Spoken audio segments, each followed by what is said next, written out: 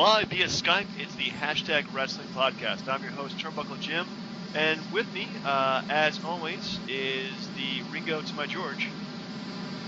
Oh, thank God. That means I'm still alive and in the Hall of Fame. Fast cancer. Well, I mean, I would say Paul to John, but no, that wouldn't work out. Anyway, so we're out with we do not have a Titantron team this week, but we just the two of us. We can make it if we try.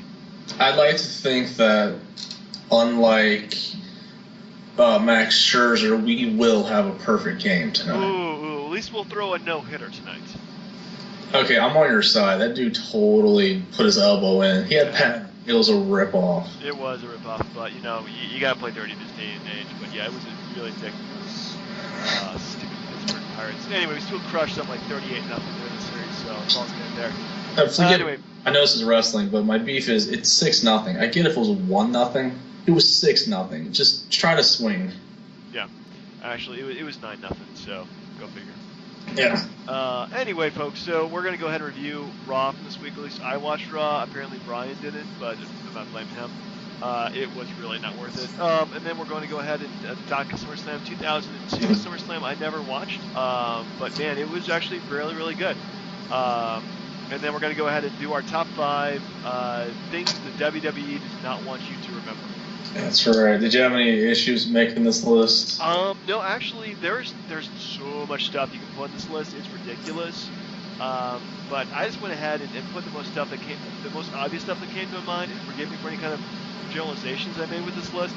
But yeah, there's just so much material to work with for this that it's just ridiculous. I mean, let's face it, the WWE rewrites their own history every 5 years, and it only wants you to remember like what happened maybe in the last year, maybe the last 2 years. Sometimes they'll bring up something really bizarre from the past, but not really. So it was a very fun list to do.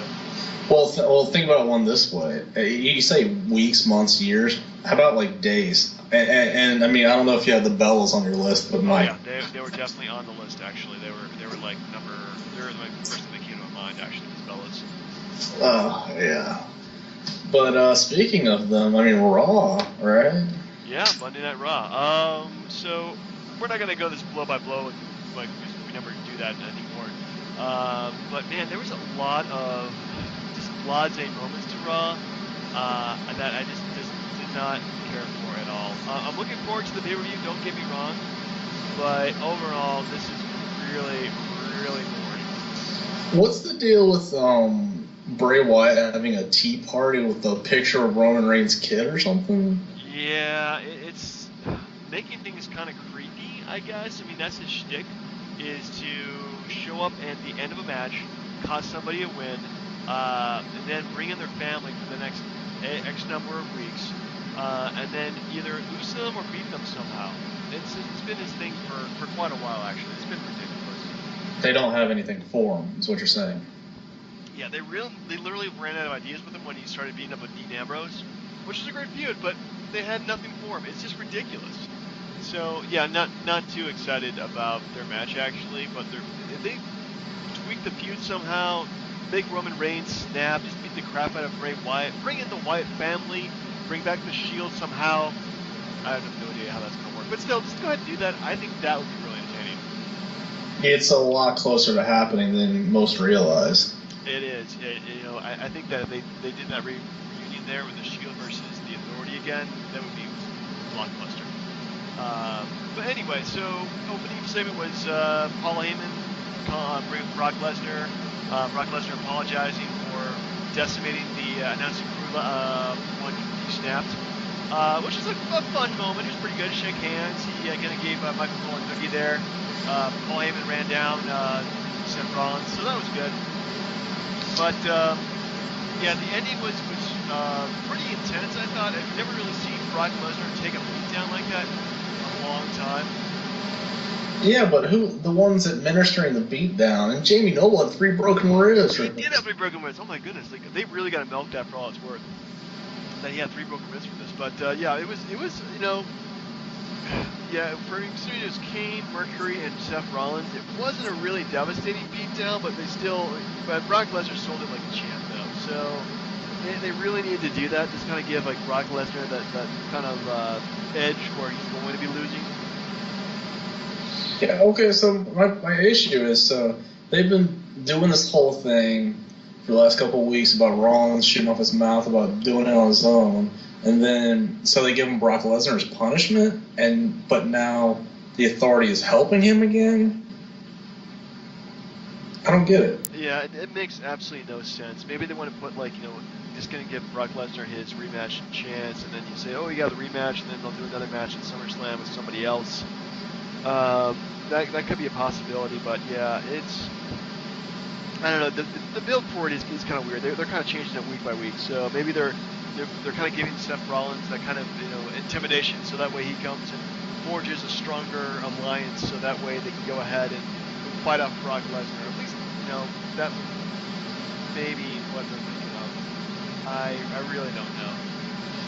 I mean, so this is a theoretical, but what's more likely to happen?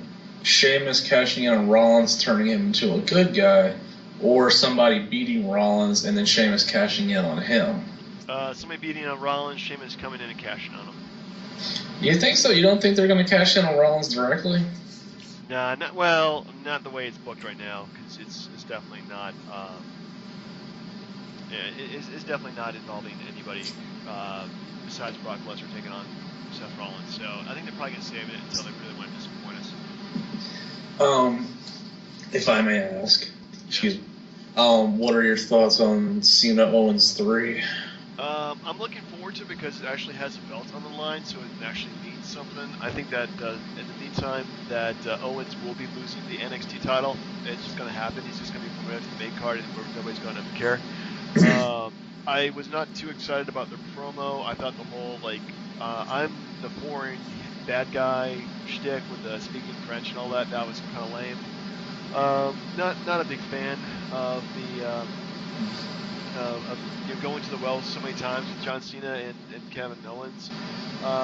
So if they want to do this match and another match, I'd be happy with it. But if you look at John Cena, what he's done this year, he's fought Rusev, he fought Rusev, he fought Rusev, he fought Rusev. That's 4 matches and 4 pay-per-views, and that just gets really old really fast. I'm hoping that they do not keep on trying to do that. It's like 4 matches in a row with Kevin Owens. Well, they will.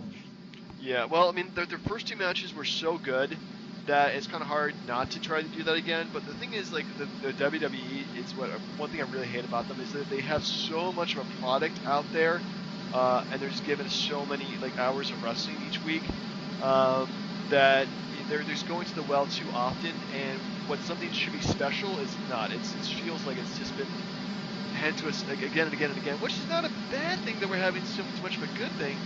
But also, it kind of loses that special feeling to it if they keep on wrestling each other. Yeah. See, but that's the thing. I don't see him dropping the NXT title right away. I don't know. They're wrestling in Japan. I really think that if Finn Balor's going to win it, which he is going to be eventually, this is the place to do it. Is in Japan. But he's not beating him, clean. There's got to be like Cena. I think Cena would come out and do something to Owens to give him the win. He's not beating Owens straight up and then having Owens go face John Cena. It's definitely not going to be clean. It's probably going to be a dirty as hell finish, but it's going to. Well, I'm hoping it's going to be exciting. But I really feel that if Kevin Owens is going for the U.S. belt, he should not have the NXT title at that point. I think it will probably bring more awareness to the brand if he brings the belt back to NXT. I don't know, because they do pre-tape the show, so it's kind of hard to do that and then do Raw at the same time. So I think that would be a bad decision. So I mean, if you look at NXT right now, and he's this feud with Samoa Joe, you could obviously tell that that's taped, and this is live, that Raw's live, that's taped, because it just kind of feels out of place if you ask me. Yeah. Speaking of out of place, what about the Miz in the triple threat match now? Well, if it's just gonna be Ryback versus Big Show, I'm not too excited about that. Throw the Miz in there, sure, why not? I mean, there's worse things you can do, if you ask me. So go ahead and do that. I was told match of the night was Kofi and Neville. That was a short match, but it wasn't bad. I think match of the night was actually Sheamus versus Reigns. that was a good match until the very end when Bray Wyatt came out and just ruined it for everybody. So yeah, I was not too excited about that. So let's see. They announced a bunch of matches for the pay-per-view, didn't they? Yeah, there's a ton of them out there so far, which is good. There's an ability for that. So let's see here. We have WWE. I know it was the New Day and Primetime Players, and then the Cena match with Owens for the belt, Reigns and Wyatt, and then the title match. Pretty much every championship is on the line at this pay-per-view right now. Yeah, pretty much, except for the Divas title. So we have Roman Reigns versus Bray Wyatt, Seth Rollins versus Brock Lesnar, Ryback versus The Miz versus The Big Show, Primetime Players versus The New Day, and John Cena versus Kevin Owens. So yeah, all the belts are on the line. So for all the male belts at least. So plus Reigns versus Wyatt. So far it's stacking up pretty good. They actually give it time to develop, which is going to be good. So I'm looking forward to it. You know what I'd like to see happen, and you don't think I'm crazy for this probably, but I already do. Oh, that's fair enough. So build up that the authority is back together and they're strong, and that you go into the pay-per-view and it's like, you know, like Rollins just gets his ass whooped, and then like Triple H comes out and tries to cheat on the behalf of Rollins, and then Sting comes out to help Lesnar to set up a Sting Triple H rematch where he gets his freaking win. I would be up for that, yeah. You're crazy, but I like that kind of crazy idea, so yes, I'm totally for that. Yeah, because it's like, I mean, it's SummerSlam, and unless you're going to wait a whole year to bring him back, SummerSlam is as good a time as any to bring Sting back in. You might as well. I mean, I don't know how contracted he is, but having him show up would be a good exciting factor to the match. Anyway, so if I had to give a Raw a grade, I would give it a C. It was a very C kind of show. It wasn't horrible. It wasn't embarrassing horrible, but it wasn't great by any stretch of the imagination. Did they do anything with the Tough Enough stuff, or just lots and lots and lots of promos? That's it. Isn't that on tonight or no? It is on tonight, yeah, but I think you can probably watch it on the WWE Network afterwards or something like that too. I honestly don't care about it. Do you? I watched a little bit of Tough Enough when Stone Cold Steve Austin was doing it, but I thought he was just too damn hard on the kids, if you ask me. Mm-hmm. It wasn't a very, like, I can't remember who won that, if the guy even did anything afterwards, but yeah. He was gone pretty fast. I'll watch the first episode. If it's good, I'll keep watching. If it's bad, then I'll just maybe follow along somewhere. But yeah, let's face it, Tough Enough really, at the end of the day, has it really produced like that many stellar guys? Well, I don't know if your opinion on stellar, but I mean, Maven won the first one, so no. Yeah, no, definitely not. I mean, Ryback was a contestant on it. So was The Miz. Yeah. John Morrison was on it. Yeah, he was. John Morrison was good. I mean, I like John Morrison. So yeah, they're probably the best guy they probably produced from that entire show. Yeah. So. Oh, forgive me. One other thing. What's the deal with Rusev and Summer Rae now? I don't know. Maybe Rusev prefers blonde. Maybe blondes prefer Rusev. She's not doing anything. He's doing nothing but, you know, kind of creeping on Lana. So they might be a good couple. It might just fizzle out after a couple weeks. Who knows? Was it like in Mother Russia, blondes like Rusev? Yes. In Mother Russia, blondes are smart. Yes. We use their heads for mop. Sorry. Yeah. Anyway, I don't think we had a single view from Russia, so that's good. Yeah. Gotta figure out the countries that we should not piss off. And Russia is like, I think we're fair game there. We can do whatever we want to in Russia. Well, I mean, Vladimir Putin, where did he put it? Nah, forget it. That's terrible. You're fired. Well, no, I was going to say Vladimir put it in, but then, like, we're trying to keep it friendly. You know? Yeah, we should keep it friendly, and bad puns with horrible leaders should not be using the show. Anyway, moving on to SummerSlam 2002. Yeah, you know, because you guys were looking for something different to watch, and I'm just like, if you go to the well of like a solid pay-per-view, and there's plenty that you could choose from. Right. That's one of them. You know, this was a very fantastic pay-per-view. I think the only matches I did not care for were maybe Undertaker versus Test and Un-Americans versus Booker T and Goldust.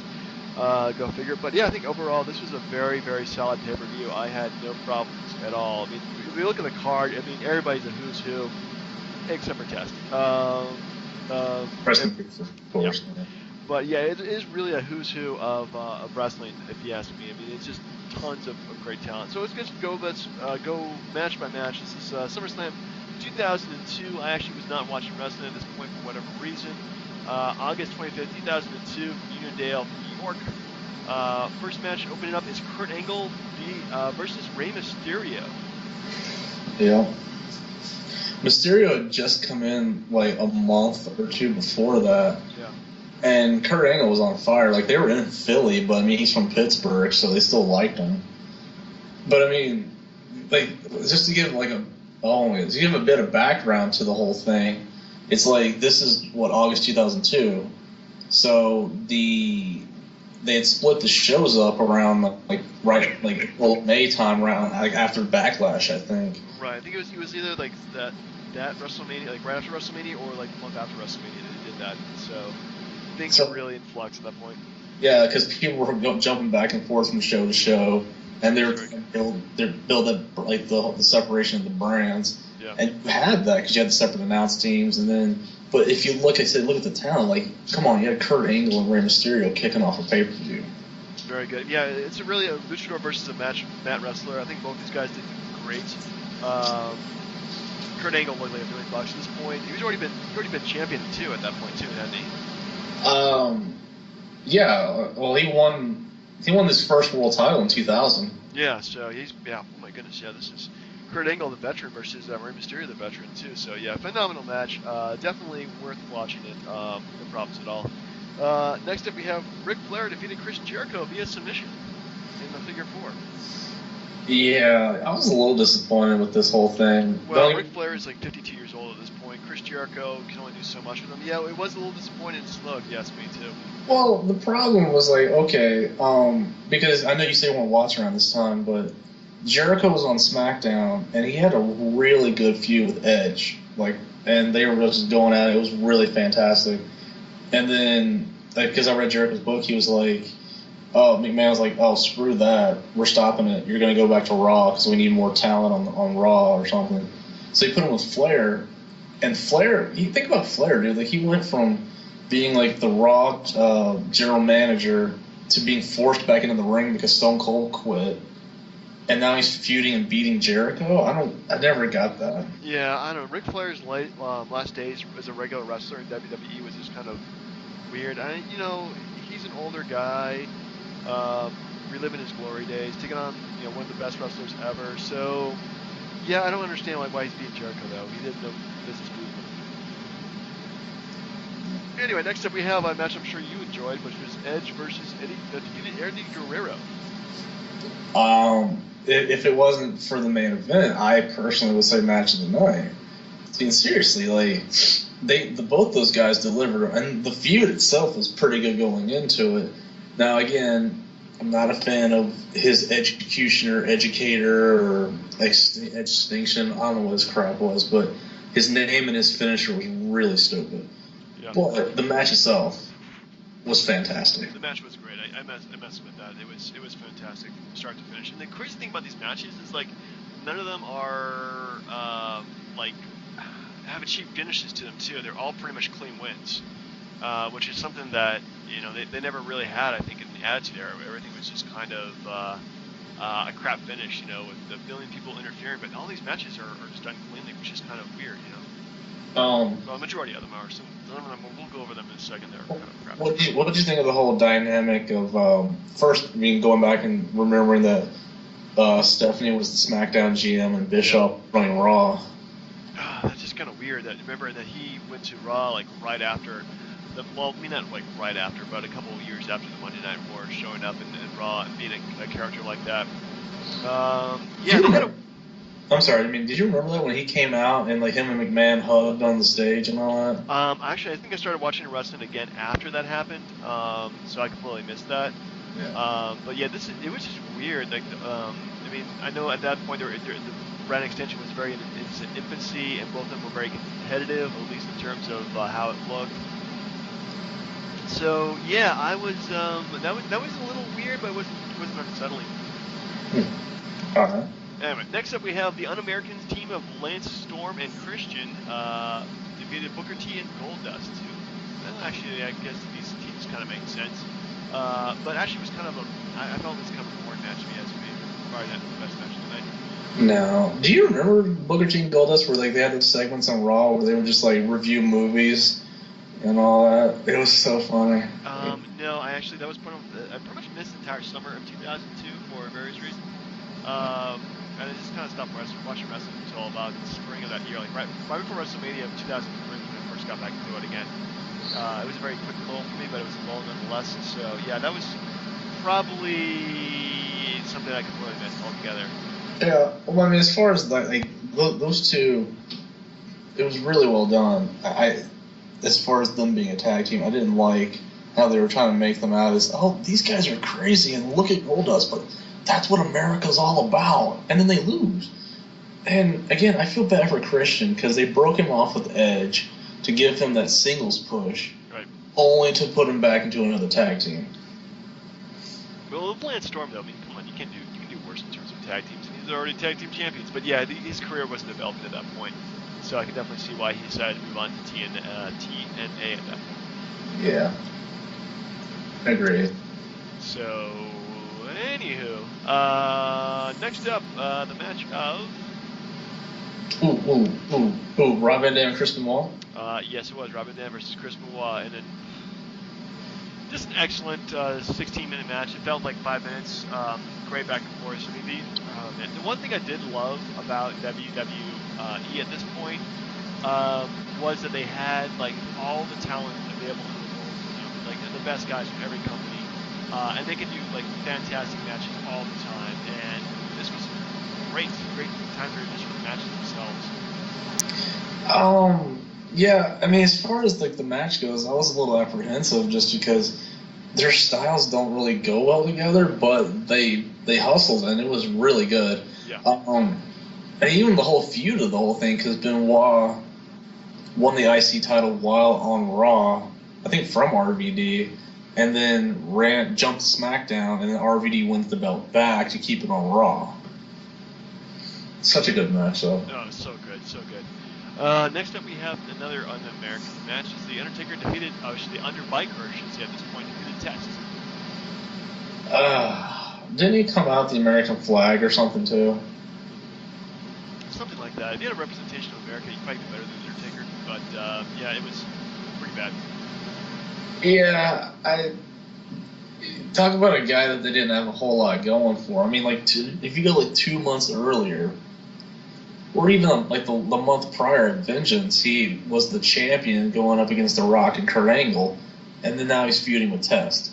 Yeah, it's two big guys fighting in the ring. I mean, that's pretty much what it was. Undertaker sold a few good moves for Test, but ultimately destroyed him. Yeah, Undertaker's got a history of just jobbing people out at SummerSlam. Because like the year before, it was like DDP and Canyon in a cage, and then he fights A-Train the year after that. Like, it's just not good. No, he has some. SummerSlam is definitely not his A game. I mean, I think the only time I went to SummerSlam, he actually lost to Randy Orton. So. Well, since his dad interfered, right? Yeah, but he still lost to him. So I mean, that's something to be said. Yeah. Anyway, next up we have what I thought was the match of the night. Shawn Michaels defeated Triple H in unsanctioned street fight. Which should have been the main event. Oh, yeah, but the belt should be the main event too. But yeah, it was Shawn Michaels' return match. He had been off for 4 years? Over 4 years? Yeah, 4.5. 4.5 years, and cleaned himself up, found Jesus, and decided to beat the crap out of Triple H. Do you know, like, there's a little big backstory to this. Did you know that, like, initially Michaels felt good to come back, but he was actually supposed to fight Vince, and then Triple H was like, wait a minute, why don't you just fight me instead? I think I did watch this. Actually, I have the Shawn Michaels DVD. I remember his story about this. I'm trying to remember, like, because I think at that point too, like Shawn Michaels and Triple H were actually on the outs with each other too, because Shawn Michaels' substance abuse problems. Yeah, it was the the commissioner. Yeah. And then finally they decided to patch things up and became friends again, and Triple H decided to go ahead and shout to his friends. So. Oh, now hit my music. No, but like it was like what? How long was the match? 45 minutes, something like that. This match was 27 minutes and 20 seconds, It's so tough. it was almost half an hour long, which is pretty damn crazy. But they pull out all the stops, and then he gets the win. But then Triple H gets the heat back for hitting with the sledgehammer a couple times. Yeah. And then because they did that to give him the time, because he didn't wrestle after SummerSlam until he won the belt in the Elimination Chamber at Survivor Series. Yeah. So they had to find a way to fill the time, but and I know you were gone to this point, but man, it was such a good story, and I hate the guys, both of them, but it's like, because do you remember when the NWO came to WWF? I remember the initial part where it was Hogan, Hall, and Nash, and they showed up for like a hot minute, and then Hogan's like, "I'm a good night guy now, brothers," and I know the story, like they added like Booker T for some reason, and then they added Shawn Michaels or something like that. Yeah, Shawn Michaels, Booker T, Big Show, they watered it down, but then Vince came out to the NWO music, killed it. But the point is, there was a scene on one of the Raws where Triple H comes into Michaels' locker room, gives him a box with a DX shirt, and then they go out and do the DX entrance together. And then, like, as soon as Michaels turns around, he gets put in the pedigree, and that was the whole beginning to the angle. Yeah. I hated the guys, but I was so looking forward to how that played out, and it was the best match of the night by far. Yeah, you kind of forget they had a pretty long feud going actually for a while. Remember they were going all the way to WrestleMania 20 with the same feud going on, and then It actually kind of threw a monkey in that wrench. It went further than that because because I watched I watched Bad Blood 2004 a couple of weeks ago, and they had a Hell in a Cell match or something at that pay-per-view. So like it continued. Yeah, it went for a good 2+ years almost. Wow. And yeah, it was actually pretty even too. Triple H did not. Well, he's like his best friend, so he's not gonna bury his best friend either. But yeah, they definitely put on some great matches during that whole feud there. If I were to recommend one, which I know no one's going to watch, but 2004 Royal Rumble, it was the last man standing match for the world title. It's so good. Huh. Well, I should check it out. Anyway, so next up we have Brock Lesnar defeated The Rock for the undisputed WWE Championship, his first title win. And I gotta say, this was actually a really great match. Brock Lesnar looks pretty much about the same he does now. Actually, it's kind of uncanny. Well, I mean, I don't know. He looks a lot more tan now than he did. Yeah, he looks more tan. He gets more red. Maybe a little bit more padding in the stomach. But yeah, definitely. I think he looks pretty much exactly the same. Maybe more tattooed. Yeah. Well, I mean, you remember how on the build-up to the Roman Reigns match, he kept talking about how he beat The Rock? Like, did you give any more perspective on that, watching the match at all? Yeah. The match actually kind of funny. It started out almost the same way that he beat John Cena, which was just like started dominating The Rock. The Rock came back and actually like put him in the sharpshooter. Did people's elbow on him. But yeah, Brock Lesnar looked like $1 million at that point too. Like he sold moves, but he also looked like he could like destroy anybody in the ring too. Well, a couple of things I liked was at the beginning. Well, at least when The Rock was introduced, how he like laid the belt down and then hyped himself up and then just ran into the ring. And the second he's in the ring, he gets put into a suplex. Yeah. Like right off the bat. And let's be honest, he was the only guy that could do this because he came back to lose the belts to Brock to put him over because Undertaker wasn't doing it, Kurt Angle wasn't doing it, Triple H wasn't doing it. Stone Cold quit because he didn't want to do it. Yeah. So The Rock came back just to put Lesnar over. So I thought that was pretty good. Yeah, that's one thing I do like about The Rock. He's humble enough to actually lose matches to other people, and he doesn't really care about his heat to some degree, maybe against like John Cena. But yeah, the fact that he actually like was able to go ahead and lose this match to Brock like that was actually a pretty good testament of his character. Yeah, but do you think they put the belt on Lesnar too soon? Keep in mind, he debuted the night after WrestleMania 18. Um, no, I think they pretty much caught lightning in the bottle there. I mean, if they might have given the belt too soon, and he would be burnt out too quickly. Because he had a phenomenal 2-year run there. I mean, probably the best 2-year run you can ask for in professional wrestling. But yeah, I do kind of see your point that they just brought him, they made him the champion too soon, and he wasn't ready for it. He was actually I think he's still the youngest champion too. No, they actually, yeah, they corrected that a couple years later. What, with Randy Orton? Yes. Well, I thought he had the world championship. He's the youngest WWE champion. Well, I mean, but the point of it was that he was the youngest world champion in their history. Right, in their history. Okay, I'll give you that one. So yeah, I mean, I don't know. I mean, I think in terms of pushes, it was probably the most ready you could make him, and you might as well give him the belt now than wait till all the way to WrestleMania. Yeah. And it set off a good. I don't know what you think, if it's good or not, but literally, like the next night on Raw, like Lesnar and Heyman leave in a limo, and say they're leaving to go to SmackDown, and then the week after that, Bischoff brings out the world title and gives it to Triple H, who won a battle royal beforehand, made himself the champion. But yeah, I see your point. Everybody was really pissed that he pretty much gave the belt to Triple H, but they all forget that he won a battle royal, so it wasn't too illegitimate. But still, yeah. I mean, I think at that point too, they're kind of testing out the whole brand split. Remember they got rid of the Intercontinental Championship. And then they finally brought in back the IC belt, brought back the US title. Yeah, they brought tag team titles. They brought those back in 2003. The SmackDown got their tag titles 2002, like Survivor Series time. Yeah.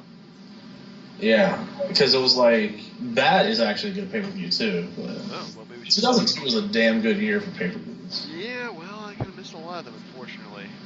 But yeah, it was a good time when they had tons of great talent in that company. Then, man, kind of sad that I guess now it feels like they have a lot of potential talent in NXT that they're going to bring in, and I really don't see anybody else they can bring in that make the company better. But anyway. One of the problems is that, like, at the time, you're looking at all these guys who were WCW guys that were coming over. You had the Benoits, Guerreros, Rey Mysterios, right. Even Jericho, for that matter, and he was a champion by that point. Like, you still had that WCW stink, so to speak, on the industry, where they were still those wrestlers out there. Yeah. Yeah, good point too. I mean, there was but pretty much like the matches, I would say like a good half of them are WWE guys, another half are ECW or WCW guys. So yeah, I mean, it definitely felt like they had their big pushes in WCW and ECW, and now they're finally in WWE, and they could pretty much sky's the limit for all of them. Agreed. Anyway, so grade-wise, what would you give this pay-per-view? An A, easily. Easily, yeah. Man. I would say A as well.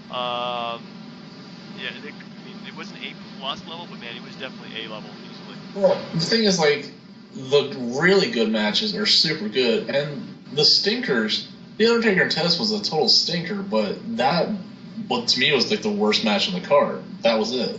Yeah.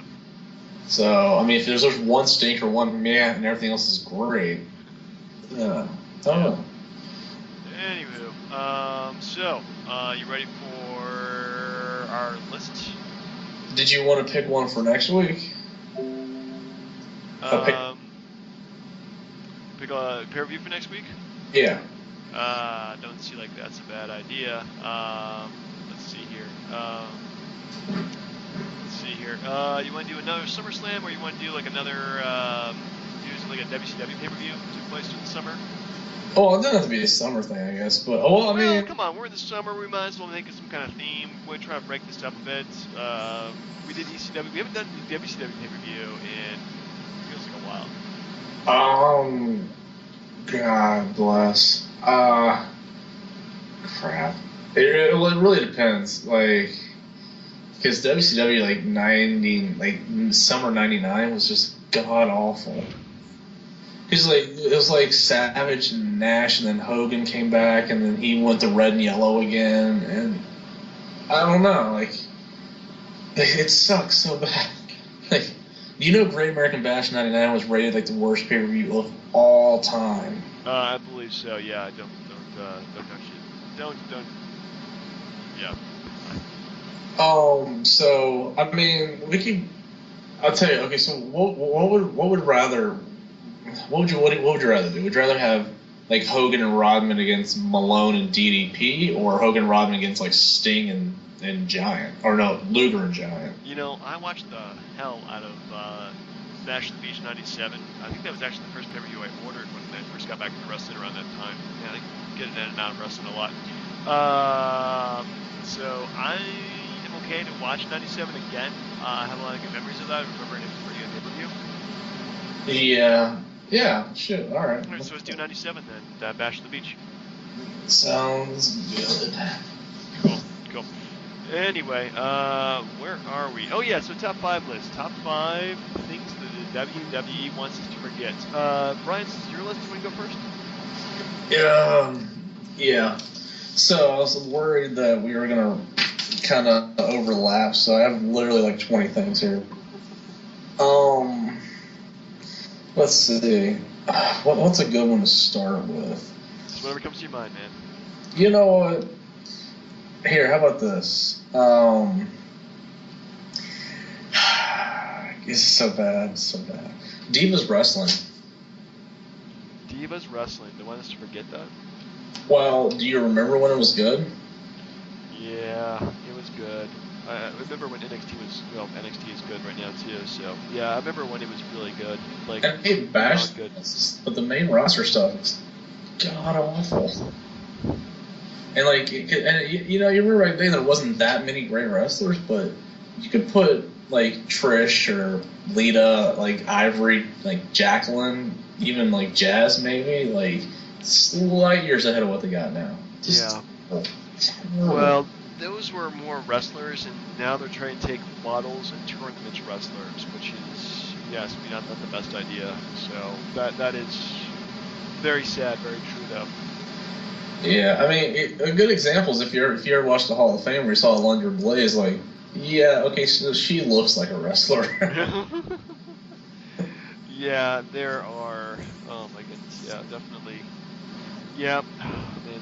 The thing is, like NXT, they actually take like women who are wrestlers and turn them into wrestlers early, so they know their craft as opposed to just being god awful horrible.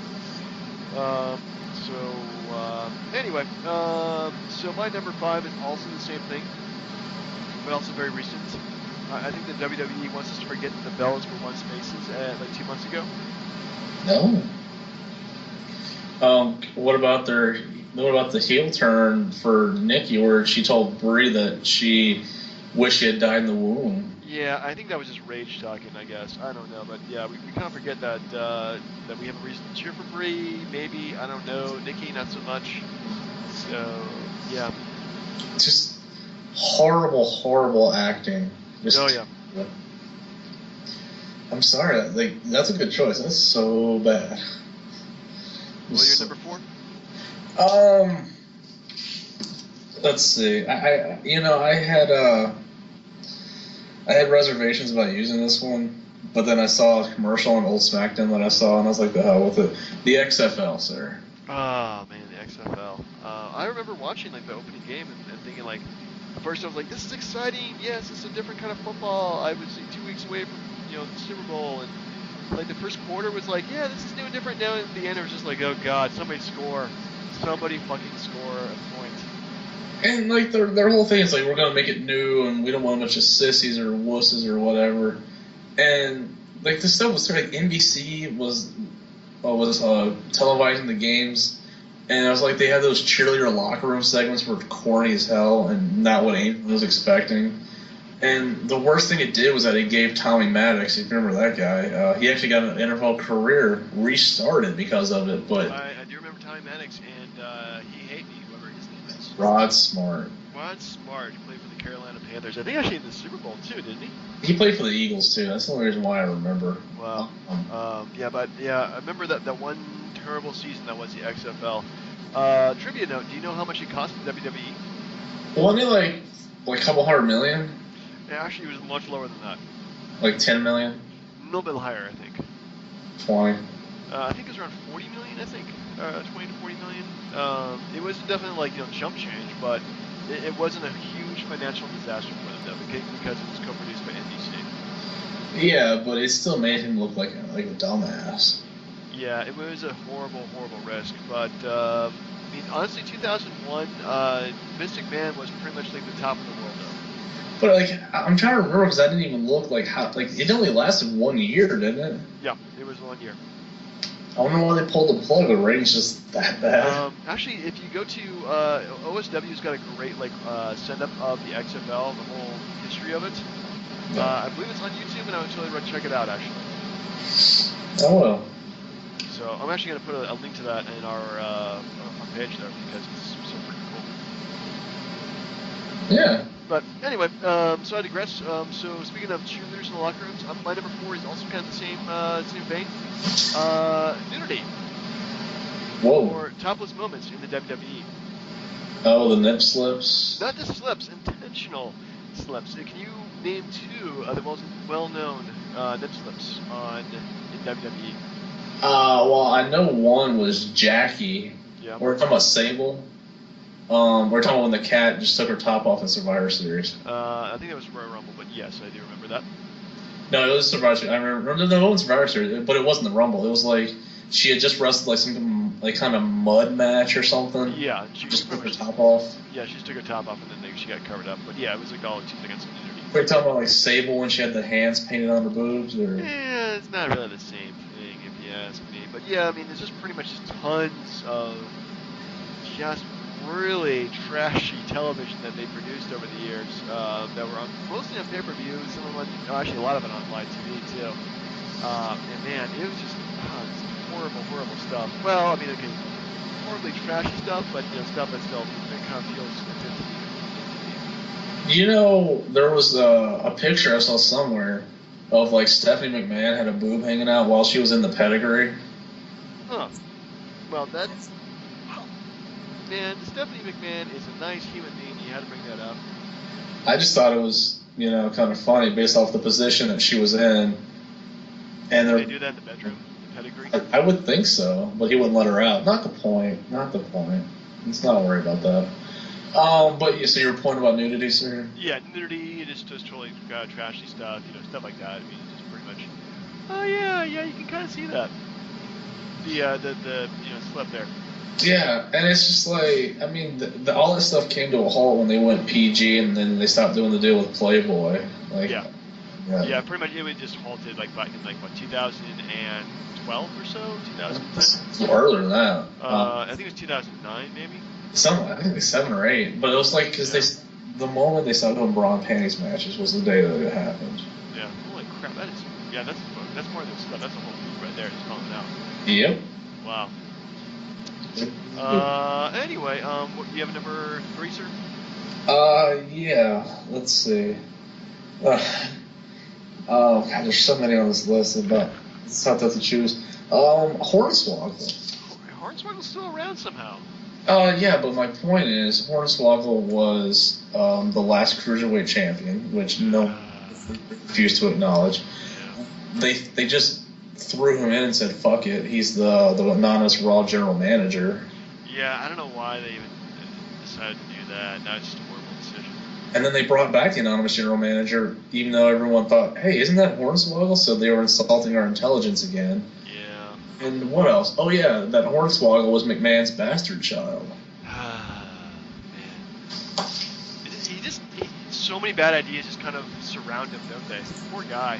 And he was just, essentially this dare just to be, Finley's mascot too. Yeah, they actually said he was Finley's kid, for Christ's sake. Jesus Christ. Anyway. So my number 3 was the multiple quote-unquote homicides of the WWE, or WWF at that point too. Oh. Well, such as Undertaker hanging the Big Boss Man. How about the fact that Undertaker killed his family? Undertaker kills family. Undertaker also buried Paul Bearer in concrete. That was a horrible match. That was a horrible decision. Anyway, and also McMahon being blown up in his own car. Yeah. God, because like you know that was like sandwiched in between Sensational Sherry dying, him pretending to die, and then the whole Benoit Yeah, thing. you mentioned that. Yeah, pretty much when Benoit died, they totally just went to whoop.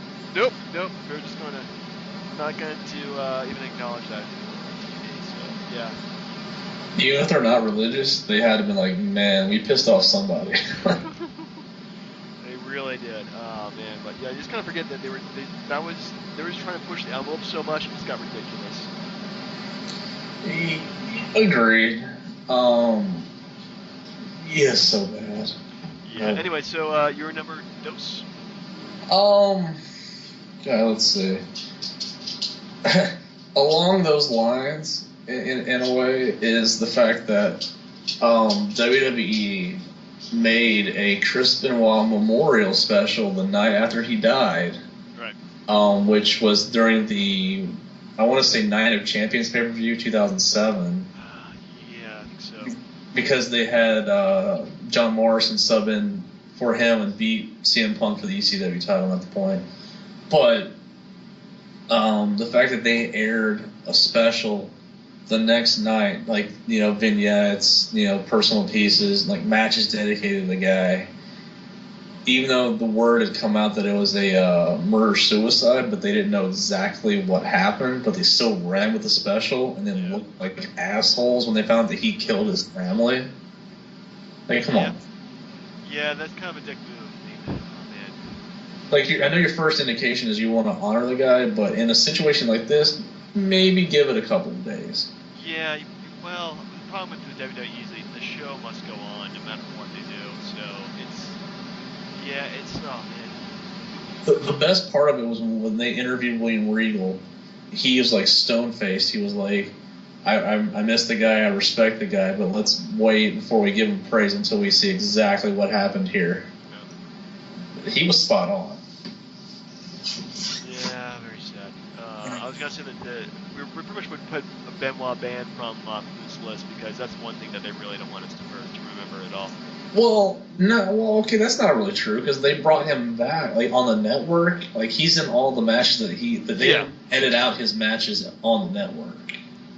What was it? So, I mean, yeah, they did not edit his matches from the network. So I mean, because he was such a big presence in the company for 7 years. Yeah, 7 years.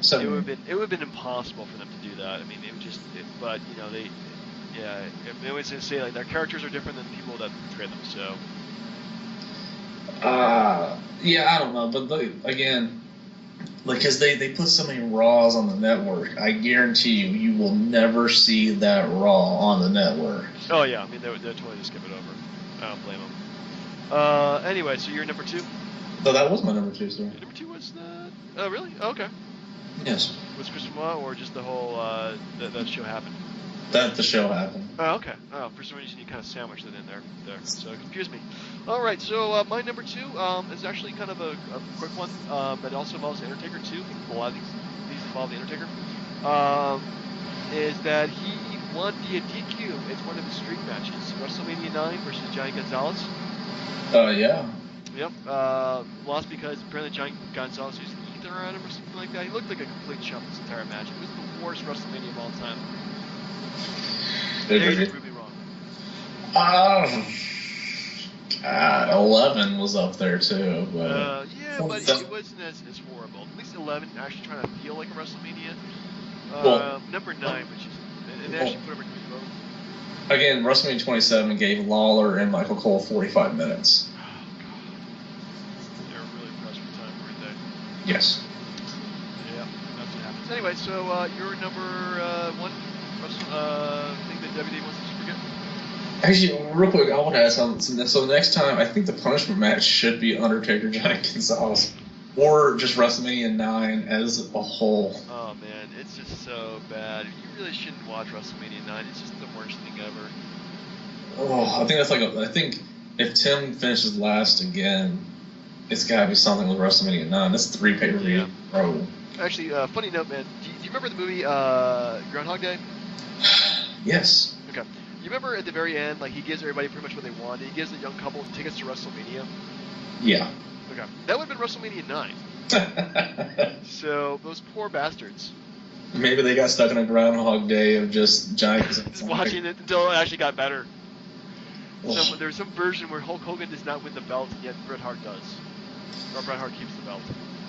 There's no version of WrestleMania 9 that would have been good at all. Anyway, so you're number one? Oh, God, seriously, there's like so many to choose from. It's bothering me. Okay. Alright, so... I have one, but I know you're going to use it, so I'm going to skip this one. How about the fact that Harlem Heat debuted as Kane and Cole and were brought out to the ring in shackles by a white guy, Colonel Parker, and they were portrayed as slaves? Yeah, I think everybody, including Booker T, wants to forget that. I haven't even read his book yet. I'm pretty sure that's got to be in there. I don't know. But like the fact that like somebody thought even in 92, 93 that was a great idea. It shows how far backwards WCW was at the time. Who was booking at the time? Is it Jim Hurt? I think everybody hated Jim Hurt. I don't know if it was him or Bill Watts. I think like both of them, everybody just completely hated. Agreed, but the fact that I know like if you're young and in a company, you're like, hey, I have an opportunity, but at some point, where the hell is Al Sharpton or like taking the race card from somebody? Like seriously, you're just like. Seriously, slavery, that could be a gimmick. Sure, why not? I mean, Spartacus was a slave. Sure, we'll go ahead and use this. Oh, my goodness. I mean, instead of a cane, where's the whip? I mean, it's just so messed up, dude. It's like, oh, my God. Well, actually, my thing, I think I bet you was more messed up than yours. I hope it is, because if it's not, I didn't use it. All right, so my number one is one thing that I think they completely wiped from our memories completely, but it's Michael Cole getting shower raped by Heinrich. Ooh, not what I was expecting. But... you talking about he's like, I want to read you a poem. Yeah, you remember that? Yeah. The most uncomfortable moments I think I've ever watched wrestling. Seriously, it's like, yeah, they never used to use the word rape, but man, it looks like it. I mean, Michael Cole, I mean, no wonder he is where he is with the company, because he'll do anything for them. Literally anything, including acting like he got raped by Heinrich. You know, there are worse things that I remember. Like, you remember when, like, Eddie Guerrero sprayed shit on Big Show? Yeah. Or, like, when McMahon and Shane had their heads shoved up Big Show's ass by DX? No, but it sounds familiar. Or even Mae Young taking her top off. Oh, God, don't remind me. It's so bad. Yeah, and apparently Slaughter got a kick out of it, and Patterson, but whatever. No, dude, that is very... very disgusting. Very gross answer. I'm a little surprised you didn't go Katie Vick. You know, the thing is, Katie Vick is something that they occasionally bring up now and then, which is hilarious. So it's really not something they want us to forget, you know, at least in terms of what happened. But man, so let me ask you a question. So, do you remember the podcast that Triple H did with Stone Cold? Yeah. So he says the reasons for China not getting in the Hall of Fame is because if his kids looked up China, they'd see porn or something. Yeah. So do you think like he's not gonna have that day like, Daddy, why did you dress up as Kane, go to a funeral home, and fuck a mannequin corpse of a chick that Kane apparently murdered in high school?